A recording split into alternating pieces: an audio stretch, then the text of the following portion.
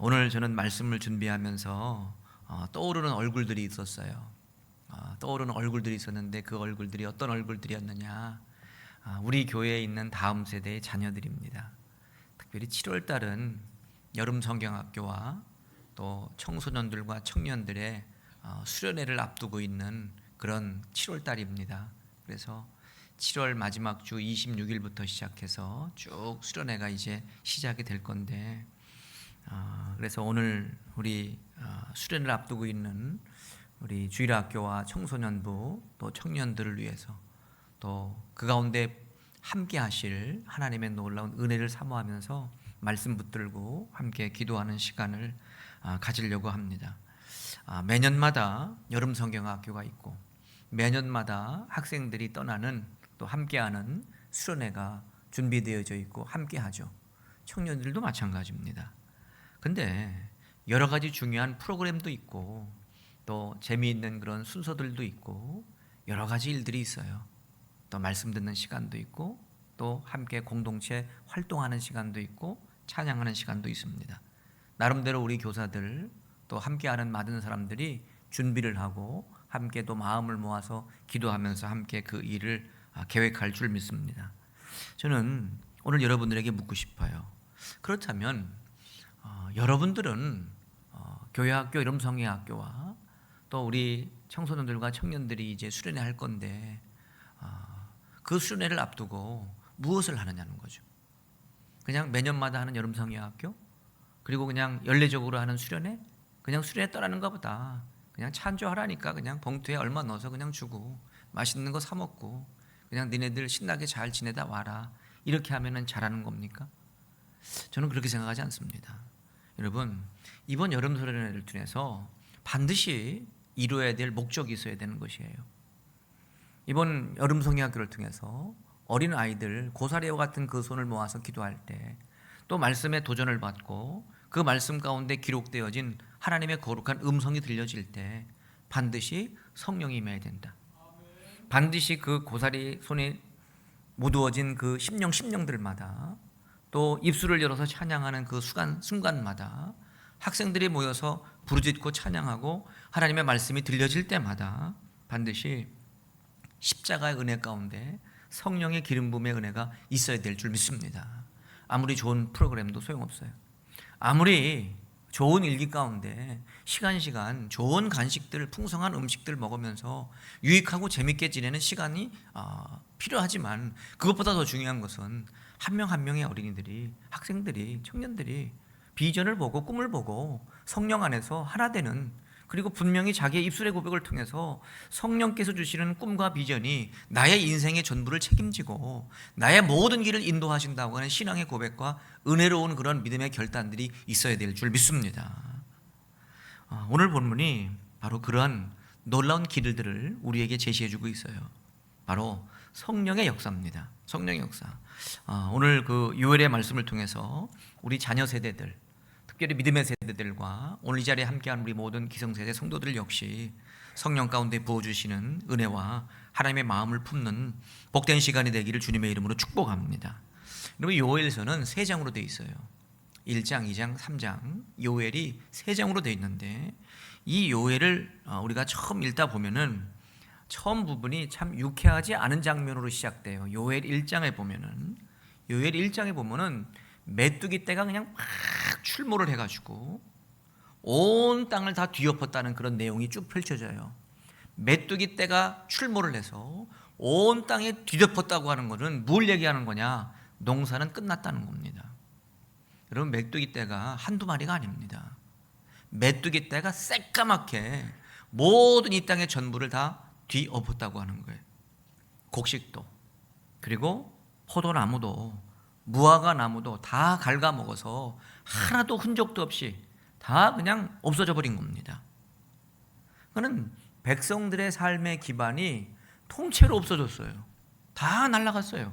그 내용을 요엘서 1장에 기록하고 있어요. 1장에 요엘은 이러한 메뚜기의 재앙이 그냥 생긴 게 아니다 분명하게 이야기합니다.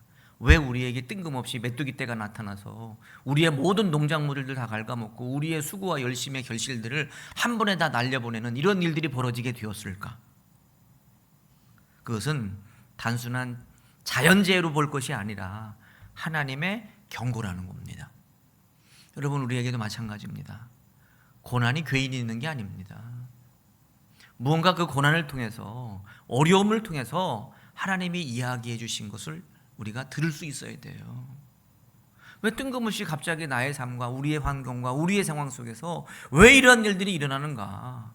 분명히 하나님의 계획하심과 하나님의 마음을 우리가 들을 수 있어야 되는 거죠. 그래서 요엘이 생각할 때 왜 메뚜기 떼가 이렇게 출몰을 해서 모든 것들을 잃어버리는 이런 상황이 펼쳐지게 됐나? 그것은 하나님을 떠난 백성들을 향한 경고와 심판이다라는 겁니다. 하나님을 떠난 백성들을 향한 하나님의 경고와 심판이 메뚜기 떼를 통해서 나타나게 됐다고 하는 거예요.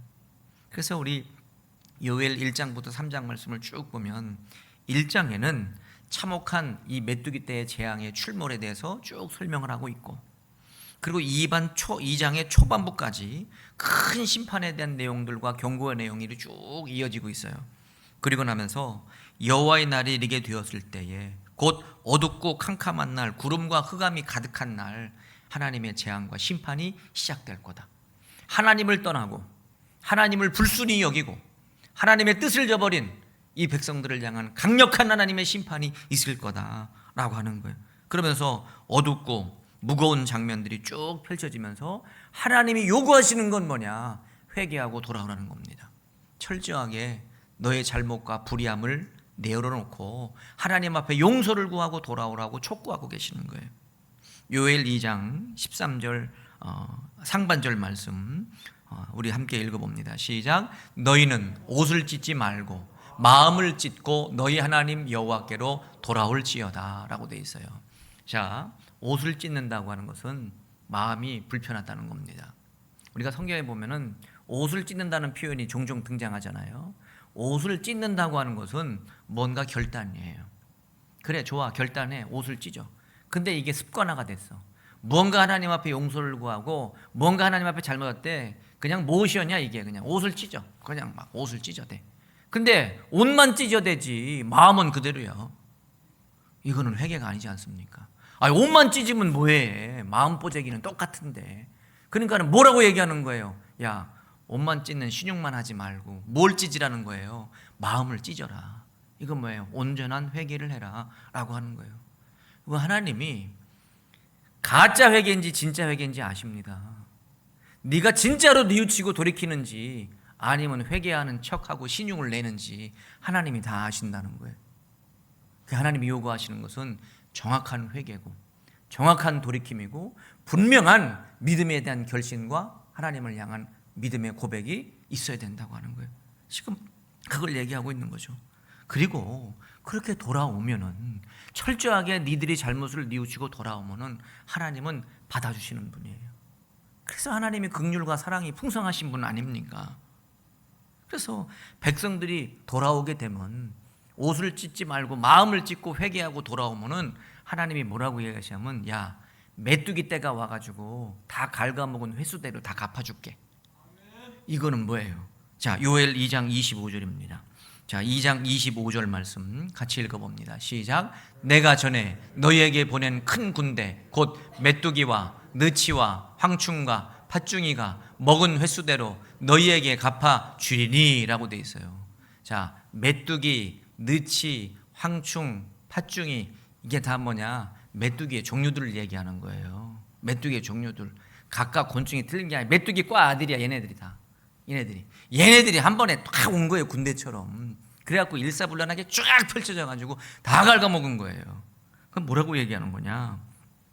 횟수대로 너희에게 갚아주리니 라고 되어 있죠. 이거 뭐냐? 메뚜기가 망쳐놓은 농작물과 모든 것에 대한 결실들, 그리고 그거에 대한 손해본 거 다 갚아줄게. 이건 결국 뭘 얘기하는 거냐? 회복입니다. 반드시 하나님 앞에 회개하고 돌아오는 백성들이 손해본 것은 하나님께서 회복시켜 주시는 은혜가 임할 줄 믿습니다. 그러니까 손해보는 장사가 아닌 거예요. 우리가 좀 잃은 게 있을 수 있고 잃어버린 게 있을 수 있고 손해본 것이 있다 할더라도 우리가 정확하게 하나님 앞에 회개하고 돌이킬 때 하나님이 그 손해본 것까지 다 채워주시는 은혜가 임하게 된다. 이게 회복시키시고 치유하시는 하나님의 놀라운 손길과 은혜의 일들인 거예요. 자, 오늘 본문에도 뭐라고 요엘이 얘기하고 있느냐, 그 회복의 절정에서 등장하는 말씀이 오늘 본문 말씀입니다. 28장과 29절이에요 뭐예요? 오늘 본문의 말씀은 폐허 후에 심겨진 약속이지 완전히 끝났어. 모든 것들이 다 그냥 끝난 그냥 처참한 상황이야. 근데 그 후에 다시 한번 하나님의 은혜가 부어진다고 하는 약속입니다.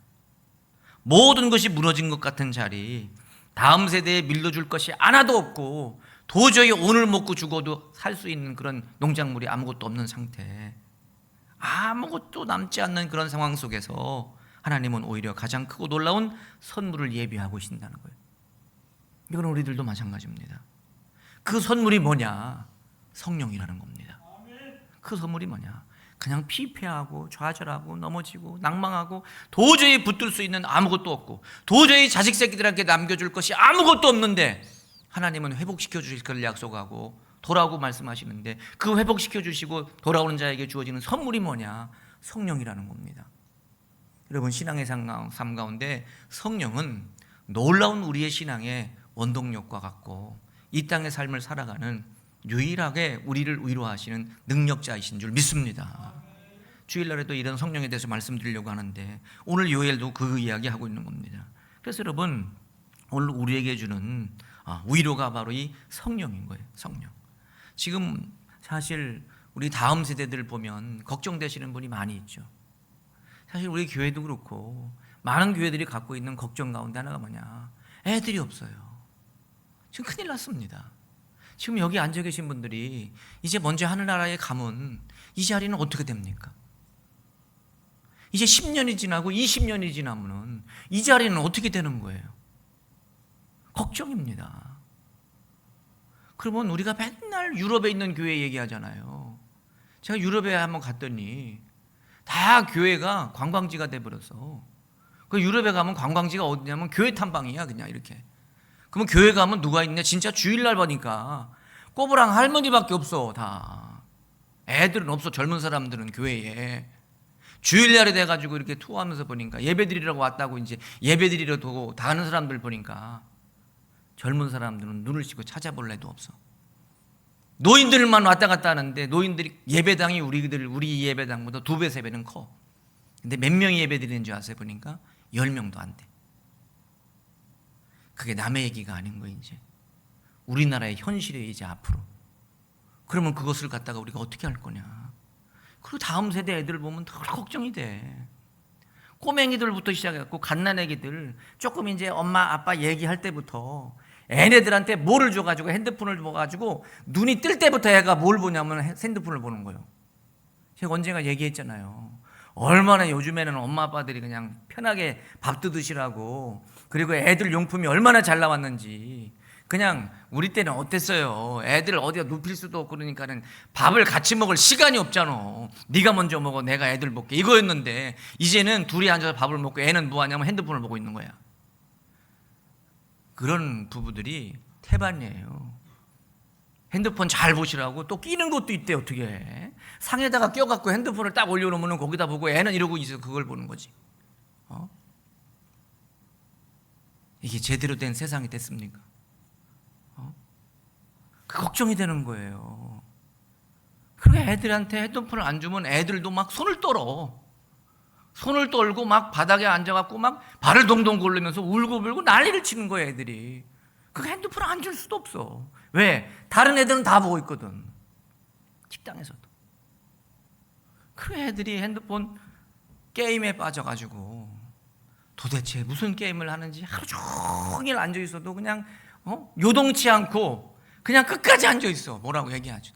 밥을 먹으라고 얘기해야 그제서 일어나. 하루 종일 해도 전혀 지루하지 않아. 그냥 시간 가는지도 몰라. 게임에 빠져 있는 거예요. 신앙적인 유산? 그런 것도 없어. 그러니까 우리가 아이들을 보고 다음 세대를 보면은 걱정이 돼. 어떻게 되나?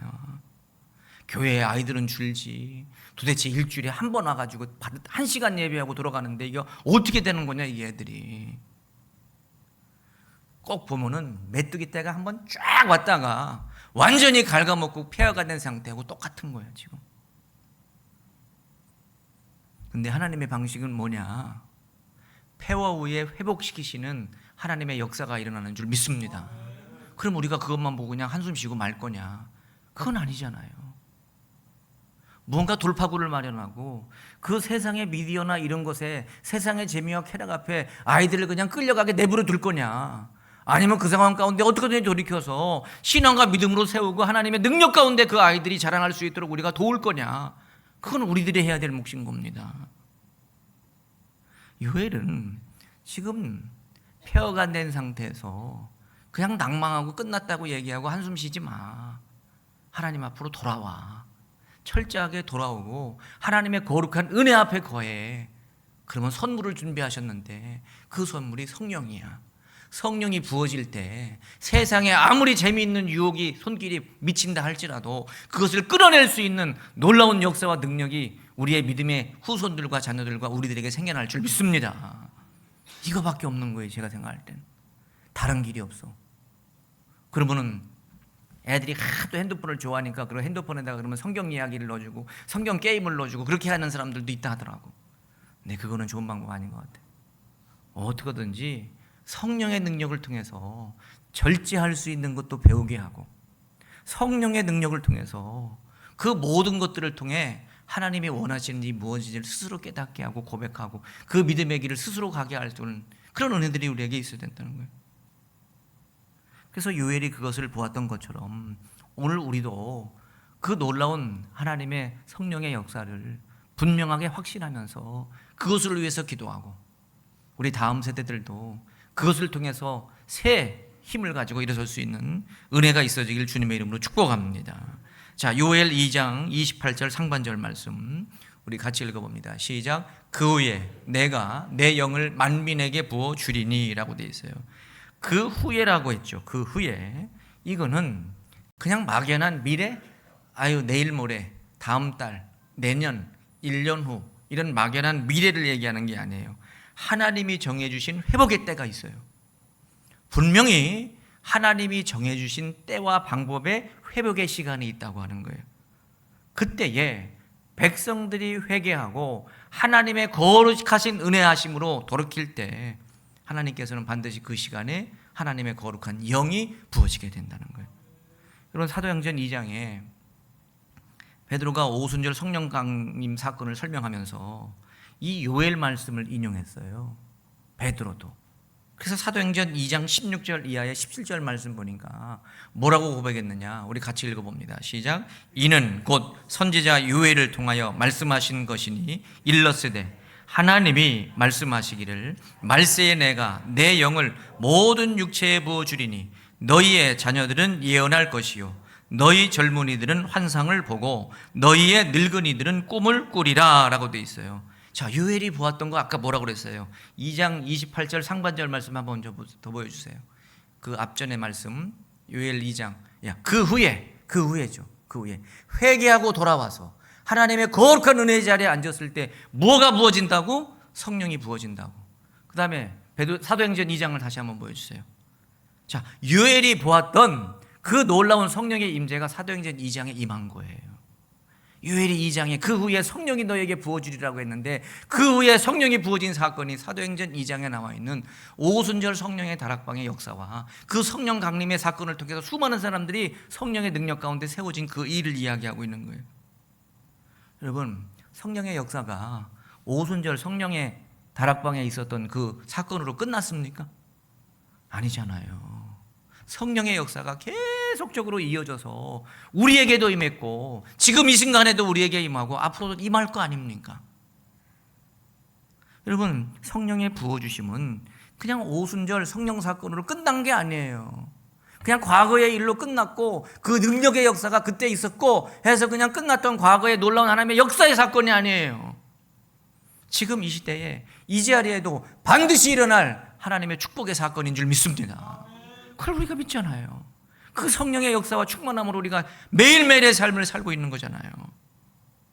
오늘 밤 우리가 이 자리에서 기도하고 하나님의 말씀을 붙드는 이유도 거기 있는 것이 성령의 역사가 임할 거야. 우리 모두에게 우리의 심령 가운데 성령의 역사가 임해서 우리가 온전히 하나님의 뜻에 반하고 하나님의 영광과 능력 가운데 우리의 삶이 열려질 것을 나는 믿는다. 우리의 공동체도 우리의 자녀들도 그런 일이 있을 거다. 우리가 소망하는 거 아닙니까? 그리고 요엘 2장 28절 중반절부터 29절 말씀 우리 같이 읽어봅니다. 시작. 너희 자녀들이 장래 일을 말할 것이며 너희 늙은이는 꿈을 꾸며 너희 젊은이는 이상을 볼 것이며 그때에 내가 또 내 영을 남종과 여종에게 부어줄 것이며 라고 되어 있어요. 자, 29절에 보니까 성령이 부어주는 대상을 이야기하고 있어요. 성령이 누구에게 부어지고 임하게 된다고 쭉 이름을 이야기하고 있는데, 자, 자녀들에게 성령이 임한대요.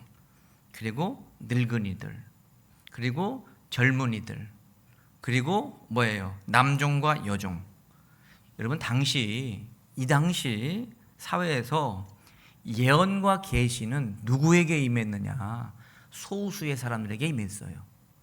누구에게 임했느냐? 제사장한테 임해. 제사장.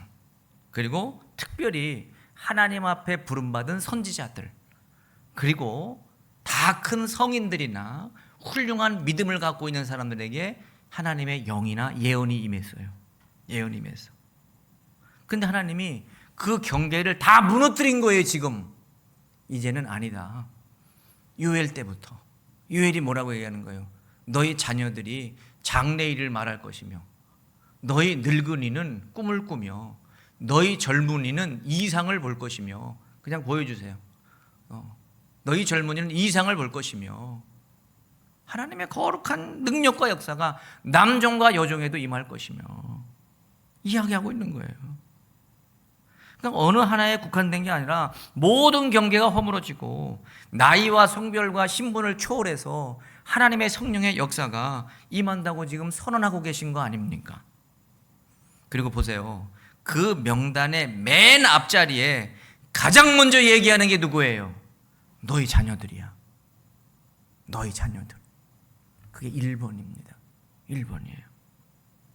하나님은 다음 세대를 향한 거룩한 꿈을 갖고 계세요. 다음 세대들. 결코 그냥 부수적인 존재, 그냥 우리의 자녀들과 아이들, 그냥 얘들이 크면 어른들 노릇하고 그냥 크면 지들 밥값 노릇하면서 그냥 가정 이루고 그냥 살겠지, 그런 존재로 크겠지, 이 정도가 아닌 거예요. 지금 오늘 이 시간에 하나님의 때에 성령의 역사가 누구에게 가장 먼저 부어지기를 원하는 거예요? 자녀들에게 하나님의 거룩한 성령의 역사가 부어지기를 원하는 거예요. 그런데 자녀들에게 성령의 은혜가 부어지는 것이 그냥 아기들한테도, 갓난 아기들한테도, 그리고 어린이들한테도, 청소년과 청년들한테도 그 자녀들 세대에 강력하게 부어질 거라는 거예요. 여러분, 우리의 신앙교육의 근본이 말씀을 통해서 지금 이 시간 성령의 역사에 충만함을 힘입고 믿음 안에서 변화되어지는 강력한 신앙의 힘으로 세워지는 역사인 줄 믿습니다. 그게 우리에게 이루어져야 된다. 그러면 이렇게 성령이 임하게 되면은 어떠한 그런 일들과 결과물들이 벌어지게 되느냐? 자녀들에게도, 늙은이에게도, 젊은이에게도, 남종과 여종에게 성령이 임하게 되면 어떤 일이 벌어지게 되느냐? 그 결과도 얘기해 주고 있어. 2장 28절 중반절입니다. 보니까 너희 자녀들이 장래 일을 말할 것이며 너희 늙은이는 꿈을 꾸고 너희 젊은이는 이상을 볼 것이다 라고 되어 있어요. 자, 장래 일, 꿈, 이상입니다. 이상. 이거는 단순하게 미래에 어떤 일이 생긴대, 앞으로 어떤 일이 벌어진대, 앞으로 어떤 현상들이 일어날 거래, 이 정도의 사건이 아닌 거예요. 이 정도의 사건. 이건 뭐냐? 그런 능력이 아니라 하나님과 매일매일 소통하는 거예요. 하나님과 매일매일 소통하면서 어떤 역사가 일어날 것에 대한 확신과 신뢰를 갖는 거예요. 이거 보통 일이 아닌 겁니다. 하나님과 직접 교제가 되는 거예요. 교제가 되는 거.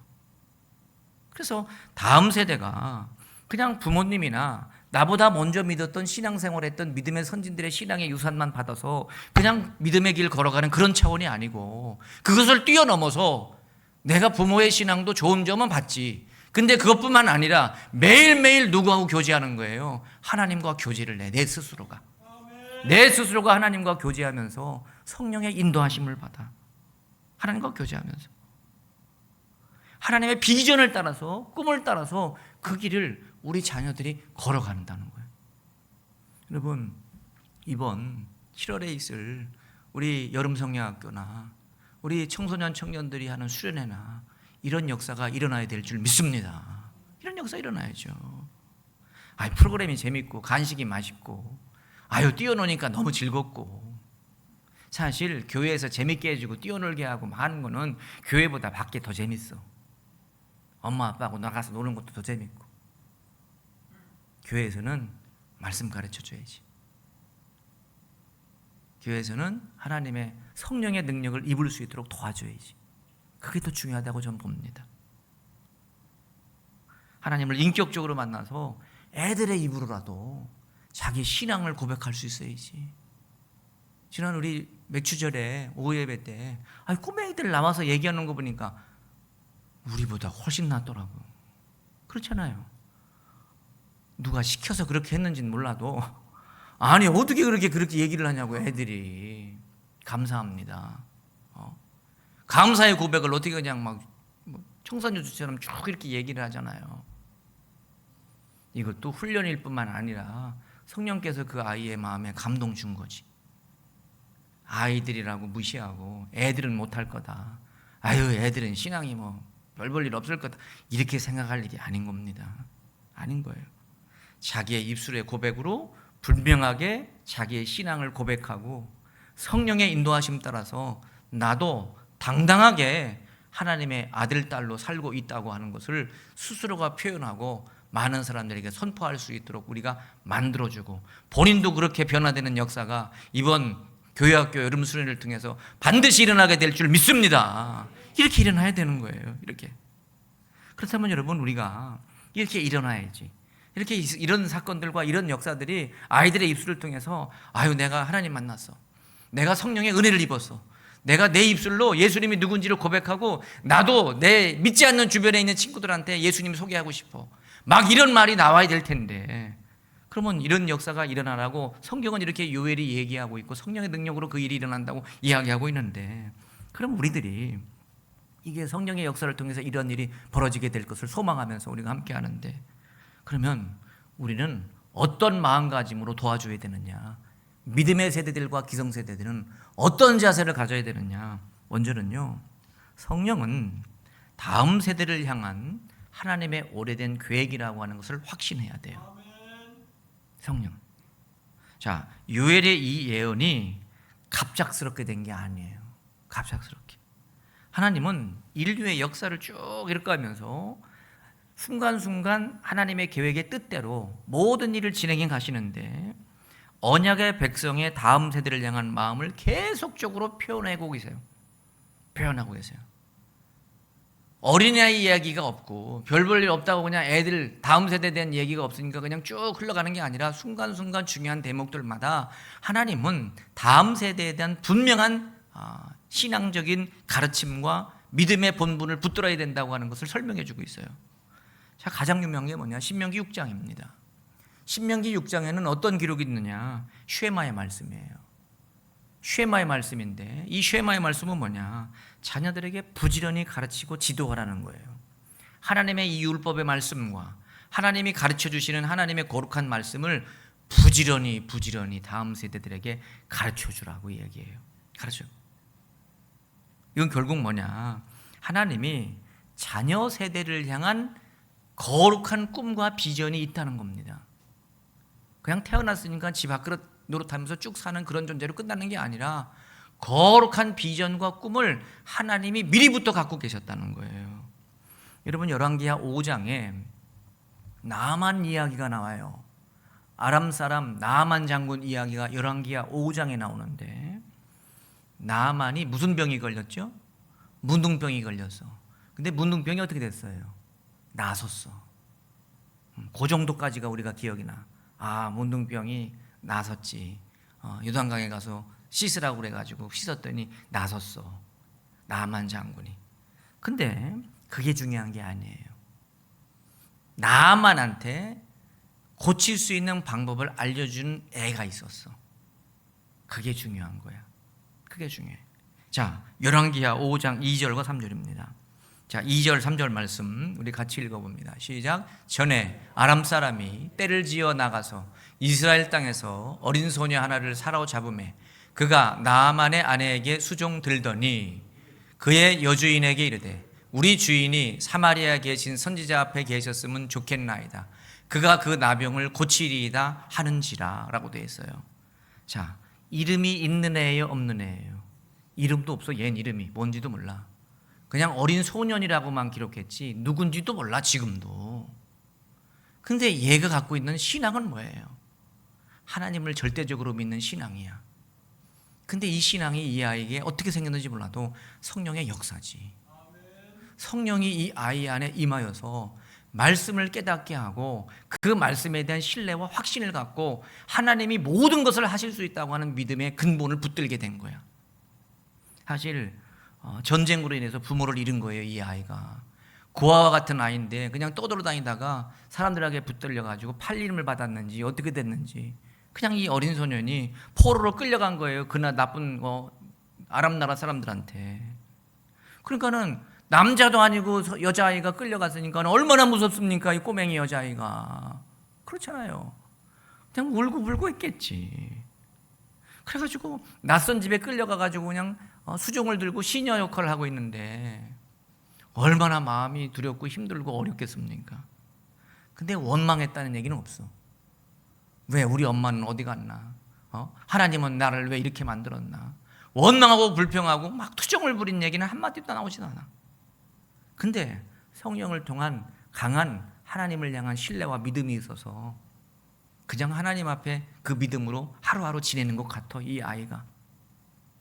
그리고 놀랍게도 이 소년이 뭐라고 얘기하냐면 문둥병에 걸려있는 아람 실세 장관이었던 나아만한테 우리나라에 가면은 훌륭한 선지자님이 계신데 그 선지자 앞에 가면 하나님의 역사로 고쳐질 수 있다고 얘기하는 겁니다. 이 아이의 이야기를 듣고 이스라엘 가서 이 나아만이 고침을 받고 하나님 만난 거 아닙니까? 여러분, 나아만의 치유보다 더 중요한 것은 하나님은 이름 없는 어린아이 하나의 믿음을 통해서 역사의 물줄기를 바꾸고, 근데 이 어린아이 소년이 그냥 믿음 가진 게 아니고 성령을 통해서 역사하심으로 이 아이가 그런 강력한 믿음을 갖게 됐다. 여러분, 제2의 소녀가 우리 교회에서 나오지 말라는 법이 있어요, 없어요? 없지. 나올 수도 있지. 나와요. 나옵니다. 우리의 가정과 우리의 후예들 가운데 이런 믿음의 용사들이 나옵니다. 아멘? 아멘. 나옵니다. 나와요. 하나님은 다 계획하신 거예요. 성령의 역사를 통해서 강한 믿음을 갖고 있는 믿음의 성도들과 그 후예들을 통해서 이런 일을 이루고 시작하는 계획을 갖고 계신 거예요. 얼마만큼 그 계획을 확신하면서 신뢰하고 그 부응하고 믿음의 길로 가고 있느냐, 그게 우리에게 중요한 거지. 여러분, 성령은 다음 세대를 세우는 사람들을 통해서 역사해요. 자, 성령의 역사는 그냥 진공 상태에서 뚝 떨어지는 게 아니에요. 그냥 성령의 역사가 그냥 푹푹 떨어지고 그게 아닙니다. 반드시 누군가의 헌신과 섬김이 동반될 때 성령의 역사예요. 성령의 역사예요. 여러분, 출애굽기 1장에 보면은 여기도 이름 없는 낯선 여인 2명이 나오는데 이름은 있지. 십부하가 부하가 나와. 십부하고 부하. 이 십부하고 부하는 뭐하냐면 산파야. 그러니까 산부인과 기술을 갖고 있는 사람들이죠. 산부인과. 당시 애굽의 바로 왕이 이스라엘 백성들이 하도 번성하니까 산파들한테 뭐라고 얘기했냐면 딸이면 살려두고 남자아이면 그냥 나는 즉시 엎어버리고 죽여라. 이렇게 명령을 내린 거잖아요. 그러니까 이 히브리 산파들이 깜짝 놀라는 거지. 아니, 그래도 생명인데 이걸 어떻게 죽이나. 도저히 그렇게 마음이 와닿지 않는 겁니다. 자, 출애굽기 1장 16절입니다. 출애굽기 1장 16절 말씀 우리 같이 읽어봅니다. 시작. 이르되 너희는 히브리 여인을 위하여 해산을 도울 때에 그 자리를 살펴서 아들이거든 그를 죽이고 딸이거든 살려두라 라고 돼요. 딸이거든 살려. 그 명령을 들은 산파들이 누가 두려워? 하나님이 두려워요. 하나님이 두려워서 도저히 갓난아기의 생명이지만 그 아이를 죽일 수가 없는 겁니다. 남자아이가 태어나도 살려줘요. 그래가지고 도대체 산파들한테 남자아이 태어나면 죽이라고 얘기했더니 계속 남자아이들이 태어나니까 그 산파를 불러다가 추궁하죠. 야, 어떻게 된 거냐? 아니, 남자 태어나면 다 죽이라고 했는데 왜 안 죽이고 그렇게 다 태어나서. 이 산파들이 뭐라고 얘기해요? 아, 히브리 여인들은 애를 그냥 쑥쑥 잘라가지고 산파가 도착하기 전에 애를 그냥 놔버려요. 이렇게 얘기하는 거 아닙니까? 지혜롭게 지네들이. 근데 우리는 이렇게 웃고 넘기지만 남자아이가 태어났어. 보니까 고추가 달렸어. 그런데 바로 왕이 죽이라고 한 거야. 그러면 얘를 죽여야지. 만약에 얘 살려둔 걸 반각되면 지네들은 어떻게 되는 거야? 지네들이 죽어요. 그럼 여러분들이 산파라고 한번 생각해 보세요. 만약에 내가 산파인데 아들이 태어났어. 저도 고민이 많이 돼. 잘못하면 엎어놨을 것 같아요. 근데 이 산파들이 자기 목숨 걸고 살려준 겁니다. 살려준 거예요. 뭔가 자기의 헌신과 섬김을 통해서 성령이 역사하고 그 살려두는 아기 가운데 하나가 누군 거예요? 모세인 거예요. 모세. 여러분, 그들은 눈에 보이는 왕의 권세와 명령과 강력한 그런 권고보다도 보이지 않는 생명의 주관자이신 하나님을 더 두려워하고 그 하나님의 두려움 때문에 그 남자아이 살려준 거죠. 그리고 성경은 그 결과에 대해서 분명하게 이렇게 선포하고 있어요. 출애굽기 1장 20절 이하 21절입니다. 자, 20절과 21절 같이 읽어보면 시작. 하나님이 그 산파들에게 은혜를 베푸시니 그 백성은 번성하고 매우 강해지니라. 그 산파들은 하나님을 경외하였으므로 하나님이 그들의 집안을 흥왕하게 하신지라. 아멘, 아멘.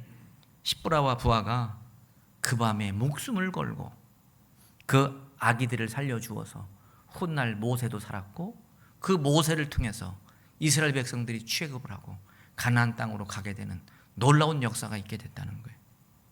성경은 이 두 여인의 이런 사건에 대해서 더 자세하게 뭔가 큰 일을 했다고 조명하지 않아요. 그냥 이런 일이 있었다. 그 산파의 두 이름이 십부하고 부하였다. 이렇게만 기록해요. 근데 그 이야기 이면에 다음 세대들의 생명을 지킨 거 아닙니까? 이 산파들이. 하나님 나라의 미래를 위해서 내 목숨이 일각에 달려 있어도 하나님을 두려워하는 마음으로 섬긴 거 아닙니까? 그랬더니 그 다음 세대에게 성령이 역사하여서 놀라운 믿음의 일들이 풍성하게 일어난 겁니다. 여름 행사를 위해서 준비하는 우리 교사들도 있습니다. 또 여름 행사들을 위해서 섬기고 봉사하고 기도로 함께 동역하는 많은 성도들도 있습니다. 누가 알아주든 알아주지 않든 그냥 우리 쪼꼬맹이 아이들, 우리 학생들, 우리 믿음의 청년들을 격려하고 그 아이들이 진짜 신실하게 믿음 안에서 이 수련회와 여름 행사를 통해서 정말 하나님의 은혜를 입었으면 좋겠다고 생각하면서 누가 보든 안 보든 선신하고 섬기고 그 일 감당하는 믿음의 성도들이 있습니다. 근데 중요한 건 뭐냐? 그 섬김의 그 자리가 하나님의 성령의 역사가 임하는 그 자리가 될 줄 믿습니다. 반드시 열매가 동반되어지는 역사가 일어나게 될 줄 믿습니다. 그리고 성령은 오늘 바로 우리 자녀들에게 부어주시길 원하시는 계획을 갖고 계세요. 요엘의 예언은 과거의 사건뿐만 아니라 말씀드린 것처럼 현재 진행형이고 앞으로 일어날 강력한 하나님의 축복입니다. 그래서 여러분, 우리가 사모해야 되는 거예요. 하나님은 우리가 이 자리에 함께한 우리 모든 믿음의 성도들이 이 시간에 좀 결단하면 좋겠습니다. 이제 17일 남았어요. 보니까 우리 마지막 주 월요일 화요일 날 청소년과 청년들 연합 수련회가 김해에서 있거든요. 이 경상도 일대 지역에 있는 제가 보니까 한 800명 정도 아이들이 다 연합을 해서 이제 집회를 해요. 같이 찬양도 부르고 기도해요. 오늘부터 시작해서 17일 남았는데 하루도 빠짐없이 기도해 줘야 됩니다. 기도를 해주세요. 우리가 우리 교회에서 참여하는 청소년들 그리고 청년들 반드시 그곳에서 성령의 역사를 경험하고 본인의 입술의 고백을 통해서 예수님이 나의 구세주고 나의 인생의 전부를 책임진다. 나는 그 하나님만 믿는다. 그런 믿음의 고백이 풍성하게 나올 수 있도록 기도의 용사로 내가 붙여져서 끝날 때까지 내가 하루도 빠지지 않고 기도하겠다.